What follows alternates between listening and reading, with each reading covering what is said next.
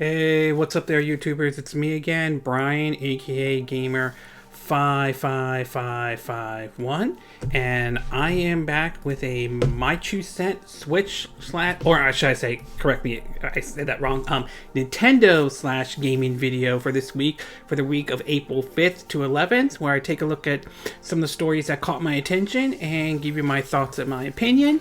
And hopefully all of you are staying safe out there and all. I am, though. Fortunately, where I work, just recently, they had us, well, wear this, a mask, because of, the whole coronavirus situation. And while wearing it, the only issue I really have with wearing it is that it makes my glasses foggy, and unfortunately, I have to take my glasses off. But, you know what? For the whole health and safety reason, it is what it is, and it may seem inconvenient for some people, but I'm not hugely bothered by it. But nevertheless, staying healthy, staying safe, given what's going on out in the world right now. But anyway, in terms of stories, though, we got 5 to cover this week, including a comment from one of the port houses, Virtuos, who made a very interesting comment in terms of games coming to the Nintendo Switch.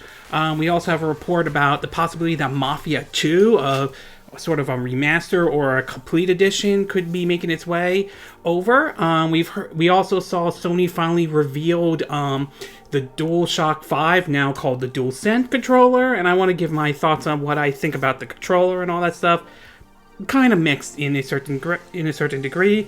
We also learned that one of the rating systems in Japan that rates video games, much like the ESRB here, apparently is being closed for a month, which could have some ramifications for a lot of games, especially some that we may have to wait to be released and all that. And we also had comments from CD Projekt Red in regards of the sales numbers, or at least what we think how well The Witcher 3 Wild Hunt did on the Nintendo Switch, often referred to by many Switch owners as the Switcher, to interesting comments about CD Projekt Red's upcoming Cyberpunk 2077 in regards of DLCs, to about basically what we could see in regards of the PlayStation 5 or PS4 version, to be exact. Before we get started, though, I do want to take a look at some of the quick My Two Cents that apparently did somewhat caught my attention, but maybe not in a huge amount of details. We learned that a remastered version of Saints Row the Third is coming out for PC, PS4, and Xbox One, which is kind of interesting that announcement was made, because this week, though, I think on the Nvidia's GeForce Now, they've now added Saints Row the Third on that list, so you can basically now add that to GeForce Now and all that stuff. Personally, they showed off the whole visual upgrades and all that stuff. I have it on the Switch, and I'm happy with the version I have, even though when it launched, it was not in a great state, but supposedly it's somewhat better than it was when it originally launched and all that stuff. And of course, Saints Row 4 just recently came out for the Nintendo Switch and all. Nevertheless, if your main system is a PS4, Xbox One, or PC, though, it's worth taking a look at this remaster. I still think Saints Row 3 is a very good game. I think it's somewhat better than Saints Row 4, even though I think Saints Row 4 is still a good game. I just prefer Saints Row the Third the most, but either way, take a look at that.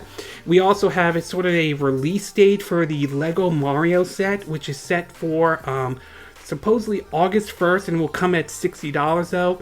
I'm still a little curious to see how this is going to work and how this is going to play out compared to, say, a traditional Lego set, but it is something to keep an eye on. Plus, they offered, I think, 2 new starter kits and so forth, so it's interesting the direction that Legos and Nintendo is going with this Lego Mario set. I thought it was going to be more like a traditional Lego set, but obviously it's going into this very interesting direction.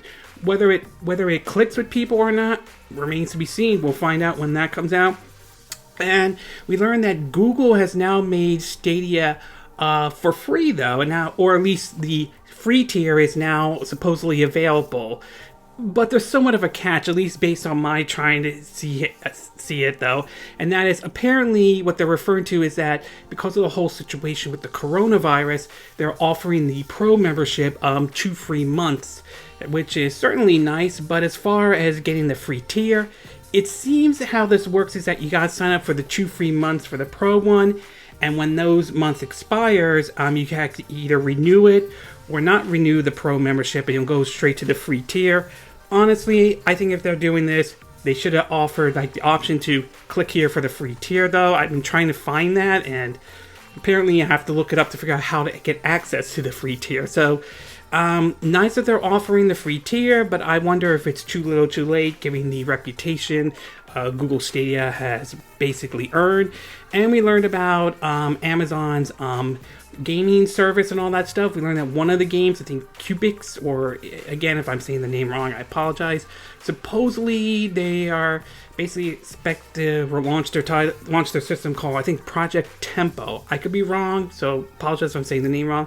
And supposedly it was supposed to come out this year, but because of the whole coronavirus situation, it looks like it may launch next year. We don't know. We still have to wait I still want to wait to hear from Amazon.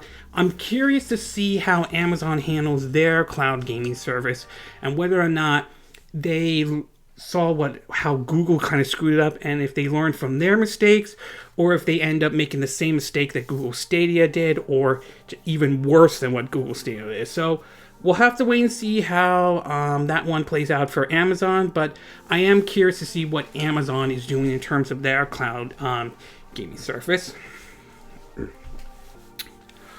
Okay, with that part out of the way, we'll get to our first story, and this one has to do with Virtuos, or Virtuos. Now, anybody who's owned a Nintendo Switch and all that stuff may have heard of this name, because this is basically a port house that has brought several games over to the Nintendo Switch.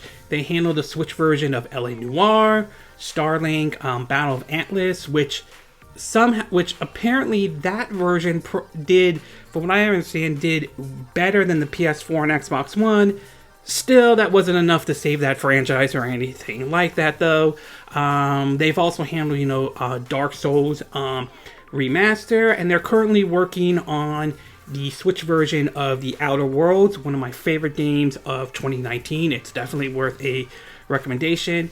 Originally, the game was supposed to come out last month, but because of the whole coronavirus situation at the time, they had to close up shop for a bit, and the game got delayed. Although, on the other hand, there was now confirmed that we now have a physical version coming, and supposedly now the new launch date is June 3rd. But one question I've always kind of asked, is especially regarding with the Nintendo Switch, is how will it be once the PS5 and Xbox Series X comes out? Because right now, the Switch is doing well, although now we're hearing about, because of the whole shortage, in situation, mostly because certain factories are closed because of, the whole coronavirus situation and so forth. There's even reports, of a lottery system in Japan and all that stuff. And not to mention, because people are not finding Switches, some of them are turning towards, the PS4 and so forth. Hopefully Nintendo can figure this one out, but we'll have to wait and see on that one.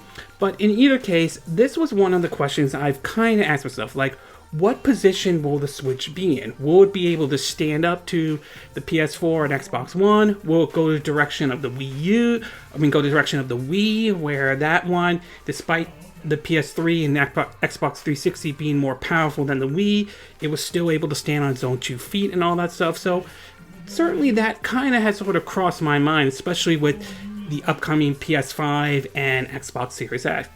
Well, Virtuos made a pretty interesting comment, which does kind of raise some questions.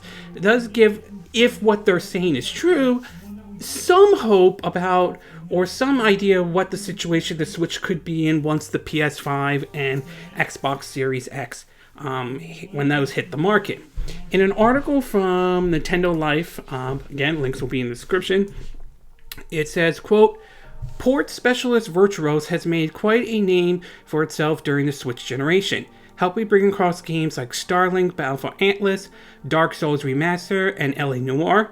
The company's vice president of games has also previously told developers not to treat Nintendo's hybrid system as a secondary platform," which, to a certain extent, I kind of agree with that, because there are those that do like the idea of gaming, but maybe don't have the luxury to sit down or do all that stuff, because the whole idea with the Switch is basically you could play at home or bring it on the go, much like how I somewhat view NVIDIA's GeForce Now, which is sort of like basically if you like the idea of gaming on PC, but maybe you don't have a PC or you have a sort of don't have a clear knowledge of it or anything like that.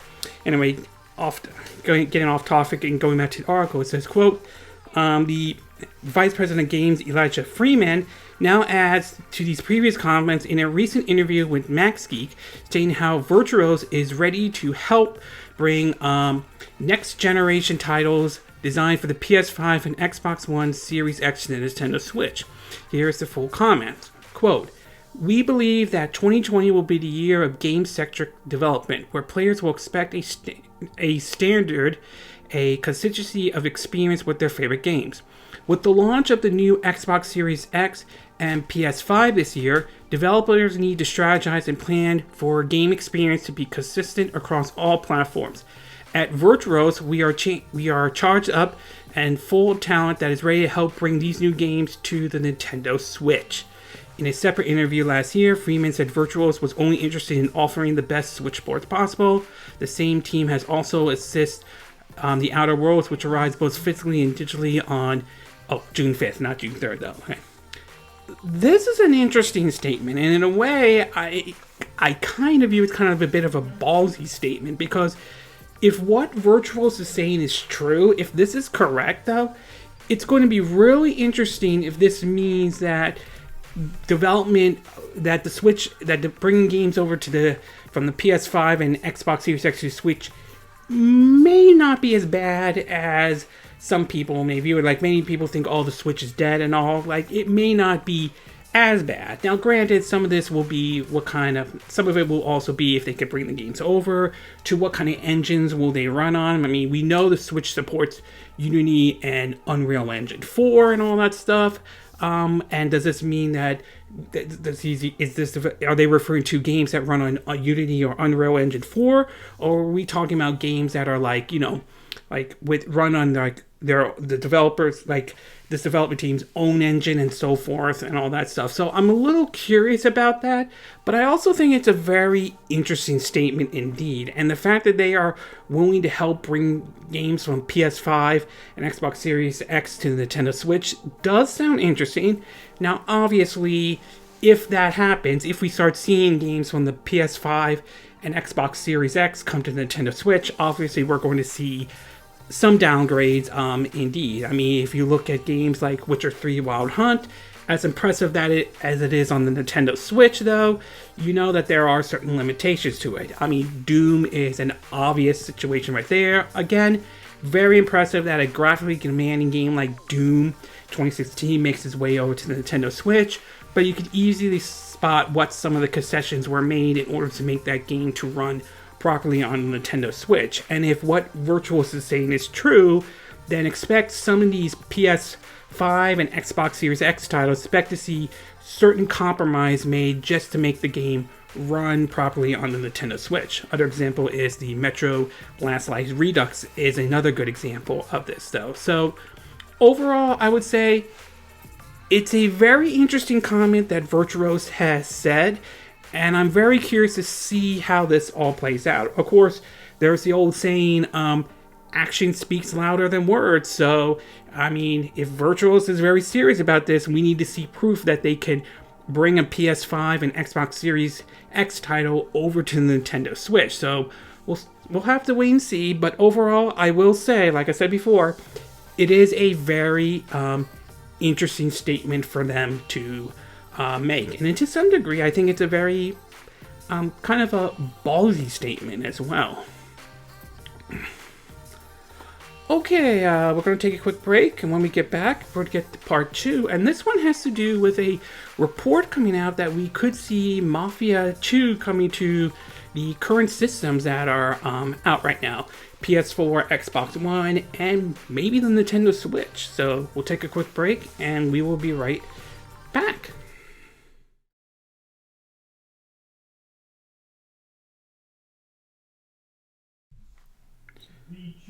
Okay, and we are back with part 2 of our My 2 Cent video, and for this one, we want to take a look at what supposedly is reported is that a version of Mafia 2 could be making its way over, most likely, or a remaster version, depending on how you look at it, to the possibly most likely PS4, Xbox One, and maybe the Nintendo Switch. Now, I remember playing Mafia 3. I think this was back in 2016. I think that's when the game came out. I'm not 100% sure. And it was a fun open world type of a game and all that stuff. It may not be open world like, say, Rockstar games are, like what Red Dead Redemption and Red Dead Redemption 2 or Grand Theft Auto 5 is and all that stuff. It's worth pointing out 2K and Take-Two, Rockstar and 2K games are owned by Take-Two Interactive though. But nevertheless, I did enjoy the story and all, especially when it took place during around the whole Vietnam War, civil rights movements, especially in a city that I think was called New Orleans, which is similar to what New Orleans and all that stuff. The only downside was the visuals were a little bit, not everybody was a big fan of the visuals and all that stuff. Either way, I think the game did very well when it came out on the Xbox One and I think the PS4 and I think also PC as well. I believe that did come out on PC too. So it's kind of interesting to hear this report that apparently apparently, at least according to a Korean rating board though, and also a Taiwan rating board, that a version of Mafia 2 seems that could be happening though. Now granted, we don't know 100% if this information is true or not, so I think a grain of salt needs to be taken on this and all. But having said that though, there are a couple things I do want to point out. Is that one, BioShock Collection was also rated on both the Taiwanese rating board and the South Korean rating board for the Nintendo Switch, and those turned out to be true. And given the fact that 2K seems to be pushing a bit more of some of their older games to the Nintendo Switch, I wouldn't be surprised that Mafia 2 makes its way over to the Nintendo Switch as well. I mean, again, we still have to hear confirmation, but I wouldn't be surprised on that. Anyway, in several articles, according from one from Nintendo Enthusiasts, again, links will be in the description, it's entitled SNK's Gal Fighters gets a Korean Switch rating, Mafia 2 for unknown platforms. It reads that, quote, the Games Rating and Administration Committee of Korea returns as the most effective leak of Nintendo Switch games news. Via GEMATUS, South Korea has rated Mafia 2 Definitive Edition for 2K games for release on unspecific console, and SNK's Gal Fighters for the release on Nintendo Switch. They're both older titles, though the latter is twice as old as the former. SNK Gal Fighters is a fighting game for the Neo Geo Pocket, released back in 2000. One easily forgettable entries in a massive ocean of King of Fighter titles. Nevertheless, it would be a nice companion piece to Samurai Showdown 2, another Neo Geo Pocket game that came as a bonus for those who pre-order Samurai Showdown on Switch. Open world title Mafia 2, meanwhile, released in 2010 from 2K Games for PS3 and Xbox 360 and PC. A director's cut and with all DLCs and expansion bundle in was released a year later. So Mafia 2 Definitive Edition will likely be a remaster of that. While platforms are uncertain for the titles, there's surely no huge technical obstacles to prevent it from coming to the Nintendo Switch. When South Korea rates a game for release, that means it's definitely coming in some form. For instance, it was their rating board that first revealed Kathleen, Full Body, and XCOM 2 for the Switch. So keep an eye out for official SNK Gal Fighters and Mafia announcement though. It's kind of interesting that they are rating Gal Fighter on here. I mean, I guess that SNK heroine game, that fighting heroine game, possibly did well and all that stuff, so they're bringing this over. But meanwhile, over at Screen Rant, they're saying, quote, that Mafia 2 and 3 Definitive Edition leaked by Taiwan Digital Game Rating Committee, and they're saying, according to a new leak, Mafia 2 and Mafia 3 might be getting a Definitive Edition release on current consoles and PCs, but not for the Switch.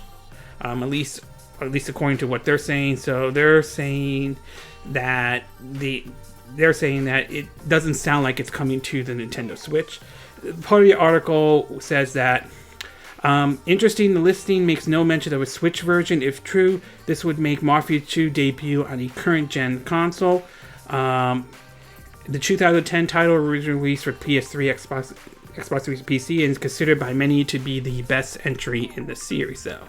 So, as far as this goes, I certainly would be down for seeing, Mafia 2 come over, and possibly Mafia 3 if it could be pulled off. I mean, we saw Witcher 3 Wild Hunt, a PS4 title, make its way over to the Nintendo Switch, so it's possible Mafia 3 could come. But even though they didn't mention the Switch, though, I believe, and I could be wrong on this, I do believe that Mafia 2 will probably make its way over to the Nintendo Switch, given how, as I mentioned earlier, 2K is bringing some titles like the Borderlands Legacy Collection, which is Borderlands 1, Pre-Sequel, and 2, XCOM 2, and the Bioshock Collection, which is Bioshock, Bioshock 2, and Bioshock Infinite. I do believe that Mafia 2, there's a good chance that one will probably make its way over to the Nintendo Switch.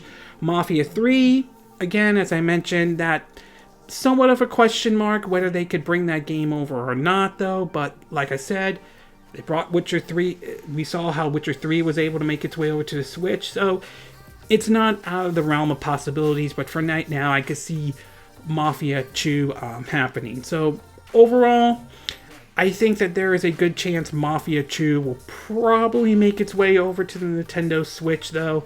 Although we still have to wait to hear from an official announcement from 2K Games. As for the SNK Gal Fighter one, again, I'm not big on fighting games, but it's a nice welcome addition to the Nintendo Switch, especially if you enjoyed, I guess, the Neo Geo Pocket, if you play that system or not. So we'll have to wait until we hear an official confirmation from the developers and publishers, but given past history, and given that it's appeared on both Taiwanese and South Korean rating board, I would say it's more than likely these games are probably going to happen.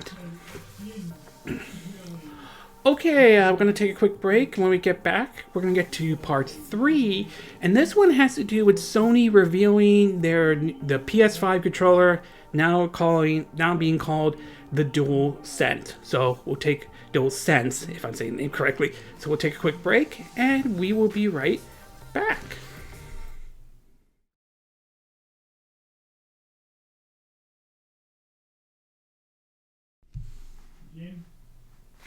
Okay, and we are back with part 3 of our My 2 Cent video, and for this one, we're going to be taking a look at basically the PS5 controller now called the DualSense, though. So, as we all know, we're gearing up for this year, supposedly the launch of the Xbox One Series X and the PlayStation 5. And while there's been certainly a lot of information in regards to the Xbox Series X, though, PS5's kind of been a bit of a mystery, at least from what we've been hearing. However, we are getting some information, even though it comes off as a little bit of drip feed of type of information, though. And we still don't know whether these systems, we still don't know if they will be able to reach their launch date of the holidays 2020.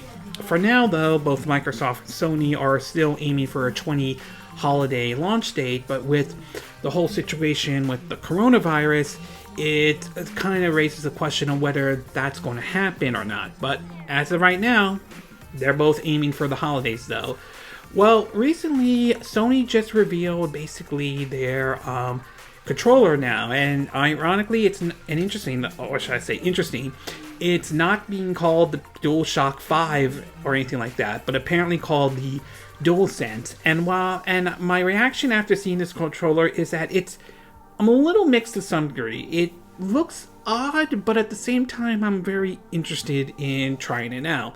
So, in an article from GameSpot, though, they point out, at least according to them, they're saying that the DualSense is the name of the new PS5 controller shipping with the PS5 later this year. The DualSense sports not just a brand new functionality and a host of fresh features, but a brand new look to match. A post on the PlayStation blog details the new DualSense controller, making note of the design decisions to keep as much of what gamers loved about the DualShock 4 intact. But despite holding on to some of the old controller's most iconic qualities, the DualSense has a lot of new features to bring into the next generation of PlayStation 2. Some of these designs are a two-tone color design and a light bar placement. The noticeable difference between the DualSense and previous DualShock controller is the striking two-tone design. The light bar placement has also changed. Instead of being located at the top of the controller, it will now sit on both sides of the touchpad. This, according to Sony, will grant it a slight larger look and feel though. So obviously it's going to maintain the touchpad though, despite I think some mock-up designs saying they will have like a screen or something like that. Obviously that's not going to happen. In terms of foam factor, it says the new DualSense controller seems to have a slight thicker foam factor than the DualShock 4. While we don't have the exact measurement and haven't held it in our hands yet, the shape is definitely a Divergence, Divergence. Apologize if I'm not saying it correctly. From the previous PlayStation controllers, according to Sony, the angle of the hands, triggers, and the grip has been updated to make room for some of its new features, like the introduction of the adaptive trigger. That's the haptic feedback and adaptive triggers, though. One of the earliest things we know about the new PS5 controller is that it will make use of the haptic feedback and adaptive trigger. This is still true as Sony has previously announced it. In the blog post, Sony details that various powerful sensation haptic feedback can bring to gameplay, like the slow grittiness of driving a car through mud. Haptic feedback is the same technology behind the Nintendo Switch HD Rumble, and we know that the Xbox Series X will make use of it, though. Adaptive triggers on the L2 and R2 buttons will introduce different levels of resistance with trigger press, which can work in tandem with DualSense haptic feedback to make gameplay interaction more immersive. According to Sony, adaptive trigger makes it so you could truly feel the tension of your action, like drawing a bow to shooting an arrow. It mentions that it will use a rechargeable battery, but they don't mention how long the battery is going to be. They do mention that this controller will be USB-C support, so it's saying that's right. The DualShock controller will boast a USB-C port for its power cable. Good news for you, bad news for the dusty old micro USB cord. They said that the DualShock will include a built-in mic to chat with friends without requiring a headset, though Sony still recommends using one for longer chat sessions. So if you don't have a headset, you can use this one, but they're saying you can still use a headset. They also talked about how the share button has now been replaced with what's called the create button. And they're saying, quote, the share button has been replaced with the new create button, though Sony declined to share more details on how this new button is different from the share functionality. It simply says we're once again pioneering a new way for players to create epic gameplay content to share with the world or just to enjoy for themselves. More detailed on that. It's said to be coming closer to March, though. So I have to say, based on the design of the controller and for what I've seen, as I mentioned earlier, it does look a little weird, though. In fact, if anything, it kind of reminds me a little bit of that old gray, ugly boomerang design for the PS3. Controller that was like back in the day. That looked hideous and everything like that. So I will say, yes, it does look odd, but at the same time, I'm very interested in trying this controller out myself. I do want to get a look and feel of it, though. I am curious about the whole create button and all that stuff. I'm wondering if there's going to be, the share factory, are they going to call it the create factory? Are there going to be new features that weren't available in the share factory and all that stuff? So I'm a little curious how that is going to work out. I'm also very that as well. The mic is certainly interesting. The fact that it's using USB Type-C, that's definitely nice, considering that my Switch Pro controller uses USB Type-C, so that's definitely a good thing. But I'm also very curious about the battery life. That's going to be the big one right there. Now, I don't game for that long of a session or anything like that, so battery life may not be a big deal or anything like that. But for those, there are certainly those who do like game for a long time. The Switch, basically, supposedly you could have up to, like, say, I think it's either 40 to 80 hours. I'm not 100% sure, but it certainly has a good battery life. And I'm hoping the DualSense controller will have also a very good battery life indeed. So I have to say, overall, like I mentioned, it looks weird and everything like that. The controller looks a little bit different, but at the same time, I'm kind of curious. I'm kind of curious to try it out and have it in my own hands and try out some of the games when it officially comes out, when the PS5 officially comes out. It also kind of may give us an idea of what the PS5 might look like. Are we going to be looking at like a white and black PS5 or something like that? And I'm curious to see if we're going to see different colors of the DualSense controller, much like what we do with the PS4 controller as well. So, like I said before, it's odd, but I'm also very curious about the DualSense or PS5 controller, not to mention interested in it as well. Okay, we're going to take a quick break, and when we get back, we're going to get to part 4, and this one has to do with the rating system in Japan shutting down at least for a month because of the whole coronavirus situation. So we'll take a quick break, and we will be right back.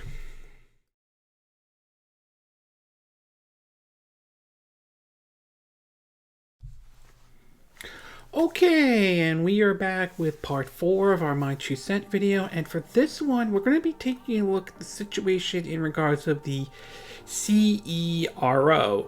Now, for those who are not familiar with that, that is the rating board system in Japan that rates video games. It's kind of very similar to how it is here in the US, where we have the ESRB, or how Europe does with, their PEGI, if I'm saying the name correctly. They rate video games based on, if I'm reading this correctly, they have a A rating, a B rating, a C rating, a D rating, and a Z rating, and all that stuff. For us here, it's odd since we have, E, E10, Teen, M, and AO, which stands for adults only.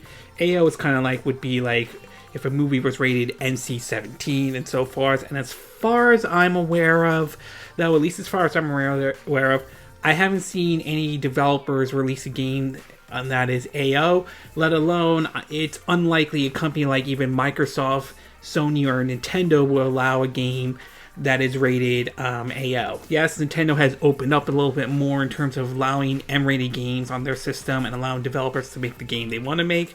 But I'm pretty sure, although I could be wrong, I'm pretty sure there's a certain limit. And if a game is an AO rating, I'm sure they would say no right on the spot, though. But anyway, back on topic, it seems as though that the rating boards in Japan, apparently because of the whole situation with the coronavirus, it looks like they may have to shut down for a little bit. And it appears as though we've seen this before with the gaming industry itself. The Outer Worlds for the Switch got delayed because of the coronavirus, now aimed for a supposedly June 5th launch date, barring any other delays or anything like that. The Last of Us 2, unfortunately, has been delayed indefinitely because of the coronavirus, though there's been reports that Sony will offer refunds for those who may have, I think, pre-ordered the game, at least, I think, digitally, to be exact. And to hear this delay, though, obviously, at least in Japan, though, it looks like there's going to be some titles that may not make it out in time because of this situation. So some titles might not make it way over the summer. In a article from Nintendo Life, it reads, quote, Japanese video game rating organization, the CERO, Computer Entertainment Agency, has today announced a temporary closure, potentially having a significant impact on the release schedule of upcoming games. The closure has been revealed in response to the Japanese government decision to issue a state of emergency across several prefectural REFECTURES today, including CERO's home office in Tokyo. Residents of affected areas are to remain indoors from April 8th until May 6th, forcing the CERO to close its door for a month.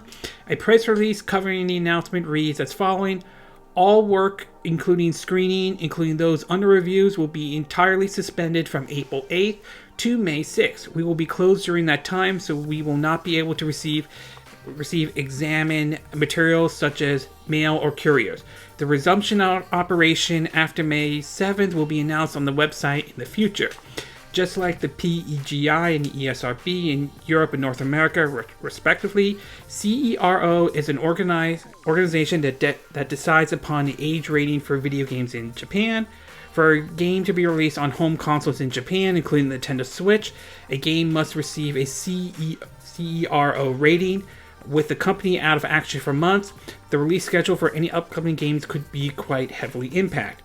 A report from Automation AUTOMATION Media speak to two Japanese publishers, both of which state that the release adjustment will need to be made. It would appear that the CERO closure has come as a surprise, although one silver lining can be found in the fact that digital releases are often reviewed several months in advance, potentially then set to launch in April or May will go ahead as planned, with summer titles being pushed back. And according to the website, according to the Computer Entertainment Rating Organization, they have you could click on and have an English, read it in English. They're saying, quote, the government declares state of emergency regarding the coronavirus, and the governor of Tokyo asks people to refrain from going outside until May 6th. Since reviewers visit our office to conduct reviews, it's not possible for our staff and reviewers to work from home. For this reason, all operations, including reviews, including those under reviews, they will announce, as I mentioned earlier, will be suspended until May 6th. All staffers will be on standby at home, and the office will be closed during this time. We will announce the resumption of business on our website. We sincerely apologize for any inconvenience this may cause you, and thank you for understanding, though. Interesting enough, Nintendo Life also did a talking point, which links will be in the description, about how this could impact several video game companies, including small ones as well. I would say it's not surprising that this had to happen and all that stuff. Obviously, with the whole coronavirus situation, and the whole social distancing, a lot of businesses are being hit by this and all that stuff. So to hear this, though, is while understandable, it could mean that there could be some games that, at least right now in Japan, that the folks may have to wait a little bit longer until it comes out. Now, granted, so far we haven't heard anything about the ESRB doing anything like that, or the PEGI, but if we start hearing a situation like that happens, it means that we could be seeing a similar situation where a lot of the games that would have come out during the summer, possibly fall or something like that, could be delayed or anything like that. Now, as I mentioned, it hasn't happened yet, but I wouldn't be surprised if it does. I am curious to see what impact this will have for several upcoming titles, including supposedly what's supposed to come out in May, Xenoblade Chronicles Definitive Edition. That's one of the big titles I'm looking forward to. That's coming to the Nintendo Switch. I'm curious to see how big of an impact this will have. I mean, will that game be delayed altogether? Will it just be delayed in Japan because of the situation? So it's very, very, very interesting to see how this is going to play out. So overall, the fact that the ratings board in Japan has been closed because of the coronavirus, while it means that some games will have to be delayed and may have to wait for the game to come out, I can understand the reason because of the whole coronavirus situation. And I'm very curious if this means we could see a situation like this play out here in the US or in Europe, especially with their rating boards, if they have to do what the Computer Entertainment Rating Organization is doing too. Okay, we're going to take a quick break, and when we get back, we're going to get to part 5, and this one has to do with CD Projekt Red in regards of the guys, some information in terms of the sales of Witcher 3 Wild Hunt on the Nintendo Switch, and some interesting information about the upcoming release of Cyberpunk 2077. So we'll take a quick break, and we will be right back.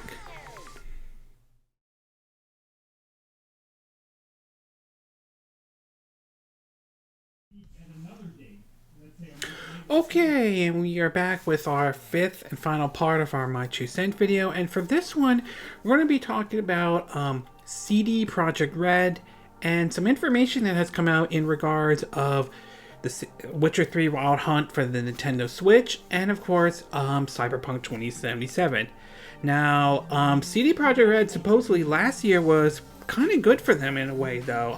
Obviously, Witcher 3 Wild Hunt came out, all that stuff, and we finally got to see more information about Cyberpunk 2077, including that actor Keanu Reeves is going to be in that game and all that stuff.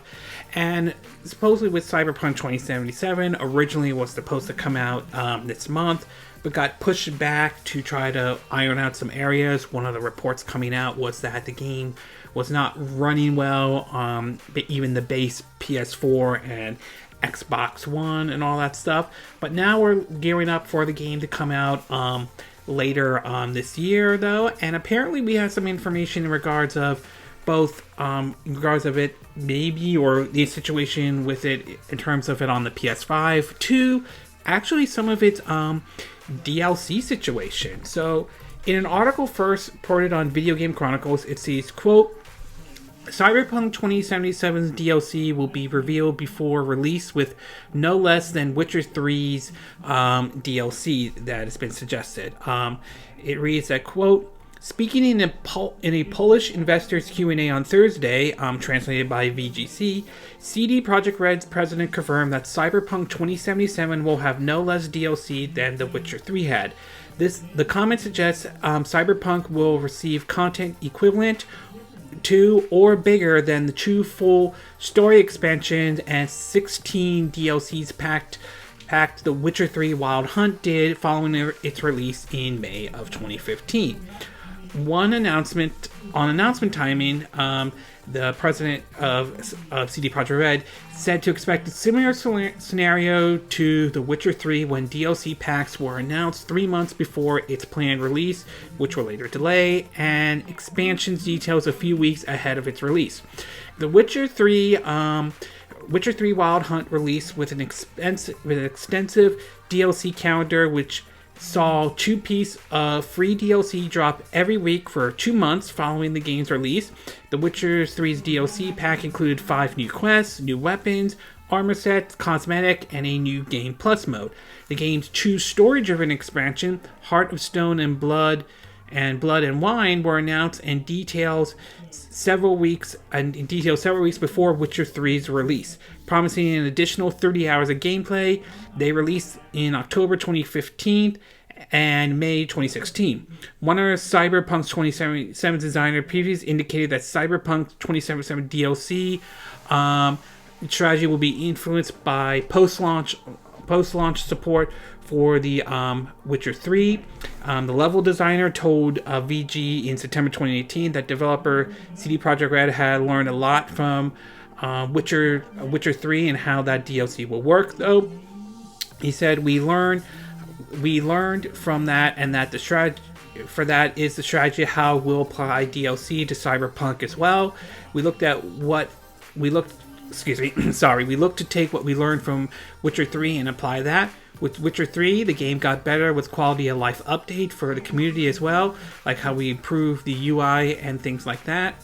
It also mentioned that CD Projekt Red said that the multiplayer will not be probably won't arrive before 2022. In a management board report released on Wednesday, they said I think the president of CD Projekt Red said that despite switching to remote work 3 weeks ago, there have been no major disruption to Cyberpunk development and schedule, and he's confident of hitting the game's September release, though. Basically, they're aiming for September 17th, 2020, though. While I am a little iffy about them announcing DLCs before the game officially comes out. I know some people don't like that and all that stuff. It kind of gives the impression of cut content and all that stuff. I am happy the fact that they are taking the approach similar to what they did with Witcher 3 Wild Hunt. Many believe Witcher 3's DLCs were basically a good example of how DLCs should be handled, though. Same with, say, like Splatoon and Hyrule Warriors for the Wii U and so forth. This, at least their approach, I think I like, though.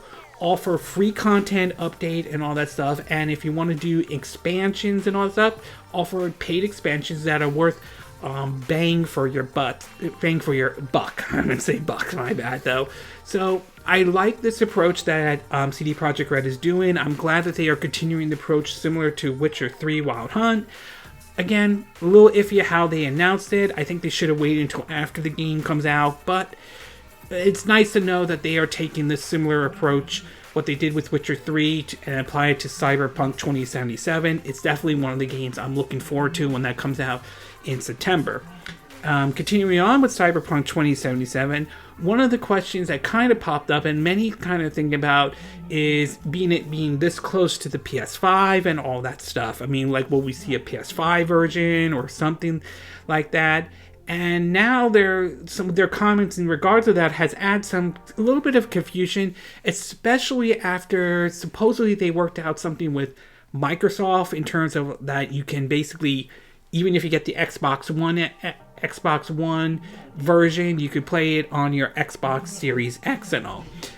In an article from CCM, it reads that, quote, "We already know that the Xbox Series X will feature robust backwards compatibility thanks to smart delivery. Titles like Cyberpunk 2077 and Doom Eternal should be playable from day one on the next generation console, but we can't necessarily say the same thing about the PlayStation 5. Do PlayStation fans need to worry that they won't get to play CD Projekt Red's title until long after their Xbox friends have played it or something, or Xbox fanboy friends though?" The senior vice president of CD Projekt Red comment on cross-platform play during a conference call covered by WCCF Tech, specifically referring to backwards compatibility PS5 version of Cyberpunk 2077. He said, quote, it said, quote, that "there's no official announcement coming from PlayStation, so we really can't confirm or deny anything. It's PlayStation that first needs to address these issues, and then we'll be happy to make a comment, but we can't jump the gun ahead of them. While PlayStation fans await any information on the PS5, this uncertainty is one of the downsides to Sony's drip-feeding information. It's important to note that the PlayStation 5 will be backwards compatibility with some games, but it may only be the top 100 PS4 titles, at least according to the lead architect Mark CERNY. He said, quote, we recently took a look at the top 100 PS4 titles and ranked by playtime, and we're expecting almost all of them to be playable at launch on the PS5, although supposedly that information kind of got updated and all that stuff.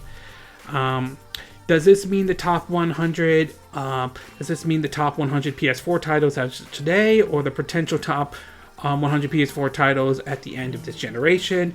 Cyberpunk 2077's September release date is only 2 months before the expected console release, assuming they don't get delayed. While the title is more than likely capable of being the top PS4 titles, will it consider be one despite the late gen release and all that stuff? So there's some people are kind of wondering, will the PlayStation version have the same thing that what Xbox is doing right now? And I think that if it doesn't, I think that might be a disappointment for some, because I think a lot of people do like the idea of what Microsoft is doing in terms of like I said, you pick up the game on the Xbox One, you can play it right on your Xbox Series X though. Now, it's possible Sony might be doing this. They might be doing their version of what Microsoft's calling smart delivery, though. So we'll still have to wait to hear from Sony themselves whether or not they're doing something like that or not. But I could see why some people might be a little bit concerned in regards of this compared to what Microsoft is doing. So we'll have to wait and see, but for now, I do understand the concern. And last but not least, from CD Projekt Red, we now have information in regards of the Witcher 3 sales last year and all that stuff. And according to CD Projekt Red, supposedly the game, 11% of the Witcher 3 sales last year were from the Nintendo Switch, supposedly meaning that the game may have shipped, or I think sold, about 700,000 units. According to an article from Nintendo Life, it reads, "The most ambitious third-party game we've seen on the Nintendo Switch so far is Witcher 3 Wild Hunt Complete Edition. CD Projekt Red and port specialist Saber Interactive released the entirety of the game on a single cart, DLCs all, and terms of gameplay. It's exactly the same experience offered on other platforms. It got even more unbelievable when a major visual update was released in February." How has all this worked out financially, though? According to a new management board report from CD Projekt Red, 11% of overall Witcher 3 sales last year were on the Nintendo Switch. That supposedly means the game shipped around 700,000 units on the hybrid platform in 2019. This is all quite impressive when you consider the fact the game was available less than 3 months last year, or I said 3 years ago. They point out the chart, and according to the chart, though, when the game came out in 2015, PS4 accounted for 48% of it, PC counted for 31%, and the Xbox One counted for 20%, though. Fast forward now, and when you look at the charts, though, it shows over the years, it looks like the PC version really kind of caught off, though. But if you look at 2019 now, 53% of the sales of The Witcher 3 Wild Hunt came from PC. 26% now came from the PS2. And here's the thing that makes it interesting, though. Right now, it's 10% for the Xbox One and 11% for the Nintendo Switch. So now it looks as though the Switch version overtook the Xbox One version, which is pretty impressive. I also think some of it may be due to the fact that the success of the Witcher TV show on Netflix certainly has helped. So it's very encouraging to see The Witcher 3 do actually very well on the Nintendo Switch, though. And it's also very encouraging because CD Projekt Red showed how you can handle a Switch port, how they actually put time and effort into the game to make sure it ran well and offer actually the full experience, not trying to pull this, you put the game in and you have to download the rest. I'm looking at you, 2K Games to be exact. So it is certainly nice this game did really well on the Nintendo Switch. So hats off to both CD Projekt Red and Saber Interactive. I mean, these guys definitely deserved it. I'm glad the game is doing well for the Nintendo Switch. I am a little curious to see what this means going forward for CD Projekt Red and in terms of support for the Nintendo Switch. I mean, could this, to a certain degree, and again, this is a long shot, we don't know if this will happen or not, but could this, say, open the doors to Cyberpunk 2077 coming to the Nintendo Switch? Now, granted, we don't know if that will ever happen and all that stuff. We have heard comments from the developers before saying that about how big of a project that Cyberpunk 2077 is, but they've also said that they said the same thing about thinking that the Witcher 3 was never going to come to the Nintendo Switch, and well, here it is. And even if CD Projekt Red came out the next day and say, hey, we are planning to bring this Cyberpunk 2077 to the Nintendo Switch, my guess is that it will probably be waiting a while, since their main focus right now is the PC, PS4, and Xbox One version of Cyberpunk 2077. But you never know. But overall, I would say great that The Witcher 3 Wild Hunt is finding an audience on the Nintendo Switch. It's a really good game. I definitely recommend it, though, so I'm glad the game's doing very well. I am happy and also great, and I am also happy that CD Projekt Red is certainly handling their DLC situation more in line with what Witcher 3 was, which I think that was probably the really, really good example of how they handle their DLC situation. The situation in terms of the PS5 for Cyberpunk 2077 does raise some certain questions. We don't know if it's going to be available to play on your PS5, or if Sony's going to do their version of smart delivery or all that stuff. We'll have to wait and hear from Sony themselves, that stuff. So I am somewhat concerned about that. Hopefully that issue, we'll know about that soon. But my overall takeaway is that I'm glad Witcher 3 is doing well on the Switch. I'm happy, and I'm also happy with how CD Projekt Red is handling DLCs in regards to their upcoming release of Cyberpunk 2077. And I can see why a lot of folks seem to like CD Projekt Red, and they certainly have. I mean, over the years, I certainly have seen, after The Witcher 3 and how they handle that, they have certainly, at least in my view, earned my respect.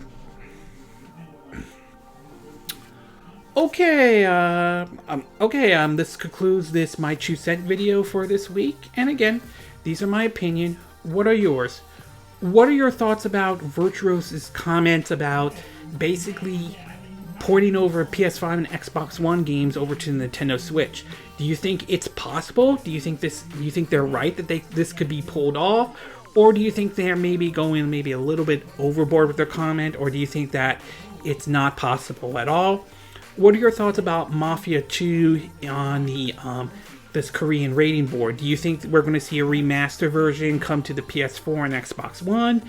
Do you think that there is a chance Mafia 2 could make its way over to the Nintendo Switch? What are your thoughts about the DualSense controller, the controller for the PlayStation 5? Do you think the controller looks neat? Do you think it looks ugly? Are you looking forward to trying the controller out yourself and get a feel of it and see if you think it feels comfortable or not? What do you think about the Japanese rating board, the CERO, being closed for a month though? Do you think this is the right decision for them to do? Do you think it wasn't the right decision? Do you think it's a possibility we could see the ESRB and the PEG go into that same direction as well? And what are your thoughts about CD Projekt Red's in regards of Cyberpunk 2077 and the Switch version of Witcher 3 Wild Hunt? Are you pleased that The Witcher 3 Wild Hunt did well on the Nintendo Switch? Do you think this could open the door? Do you still believe this can open the door for Cyberpunk 2077 maybe making its way over to the Nintendo Switch? Are you happy with the way CD Projekt Red is handling the DLC situation for Cyberpunk 2077? And do you think we could be able to play Cyberpunk 2077 on the PS5 out of the gate, or do you think there's a chance we may have to wait before we could play it on the PS5? Do you agree with what I said in this video? Do you disagree? Do you have a difference of opinion? As always, sound off on the comment section below. Let me know what you think. And if you like this video, I hope you hit the like button. I would appreciate it. And I hope you do subscribe to my YouTube channel. If you do, make sure you hit the bell icon for notifications of any new videos I put up. Also, feel free to share this video if you want to, and feel free to donate to my channel if you like. You could do it through PayPal Me or Patreon. Links will be in the description of this video. And I will see you again next time when I do another video. Excuse me. Hopefully that'll be soon. Until then, from Southern California, I wish you all a good day then. Bye.